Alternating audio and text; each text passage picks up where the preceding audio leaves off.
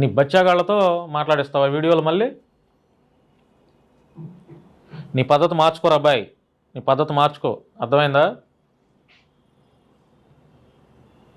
నువ్వు మార్చుకుంటావా మార్చుకో, లేకపోతే నువ్వు 100% చాలామందితో కంప్లైంట్లు వస్తాయి నీ మీద.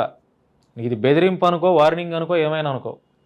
నీ పద్ధతి నీ బిహేవియర్ కనుక మార్చుకోకపోతే నీ మీద చాలా కంప్లైంట్లు వస్తాయి. ఇవ్వకపోతే అప్పుడు అడుగు నన్ను, ఇప్పిస్తా, అందులో ఎటువంటి డౌటే లేదు. సమాజంలో హిందువులు, ముస్లింలు, క్రైస్తవులు అందరూ చక్కగా అన్నదమ్ముల వల్లే ఒకరి ఒకరు గౌరవించుకుంటూ వాళ్ళు ఉండాలి. మీలాంటి వెధవలు వచ్చిన తర్వాతే హిందువులకి, ముస్లింలకి, క్రైస్తవులకి మధ్య విద్వేషాలు వచ్చేసేసినాయి, చంపుకునేంత పరిస్థితులు వచ్చేసాయి. ఒకప్పుడు ఎక్కడ ఉండేవా?